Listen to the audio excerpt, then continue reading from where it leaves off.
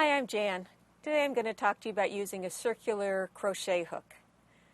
Circular crochet hooks are interchangeable with an Afghan crochet hook to make sweaters, Afghans, bigger pieces. They're different than your traditional crochet hook, and you use them a little bit differently. So here's how we do that. Like the normal crochet, you start with a chain stitch. Pick up one stitch in each chain across. But as you can see, different from regular crochet, we're not pulling it through, we're leaving all the stitches on the hook.